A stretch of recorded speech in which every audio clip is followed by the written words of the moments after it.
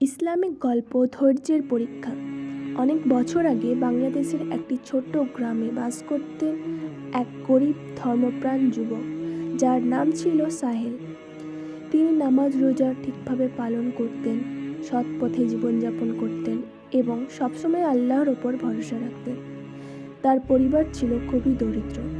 দিনে কষ্ট করে মাঠে কাজ করতেন আর রাতে কোরআন পড়তেন। গ্রামের মানুষ তাকে খুব ভালোবাসত, কারণ সে কখনো মিথ্যা বলতো না বা কারো ক্ষতি করতো না। এক বছর গ্রামে খুব ভয়াবহ ঝড় এলো। মাঠে কোনো ফসল হলো না। সাহেলের পরিবার না খেয়ে দিন কাটায়। গ্রামের অনেকে শহরে চলে যায়, কিন্তু সালেহ বলে, আমার রিজিক আল্লাহ ঠিক করে রেখেছেন, আমি এখানেই থাকবো।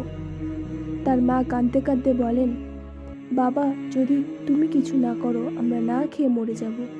সালেহ বলল মায়ের হাত ধরে, আম্মা, কষ্ট হবে ঠিকই, কিন্তু আল্লাহ আমাদের কখনো নিরাশ করবেন না। একদিন সালেহ মাঠে বসে কোরআন পড়েছিলেন। তিনি সূরা বাকারার একটি আয়াত পড়লেন। নিশ্চয় আল্লাহ ধৈর্যশীলের সঙ্গে আছেন। সূরা বাকারা আয়াত নম্বর 153। এই আয়াত তার হৃদয়ে সাহস যোগায়।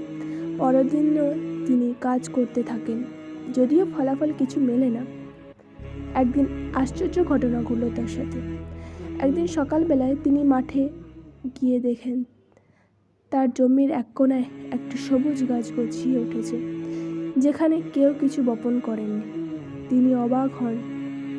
পরে একদিন গাছটি বড় হতে থাকে, তাতে ফল ধরে, অদ্ভুত মিষ্টি ফল।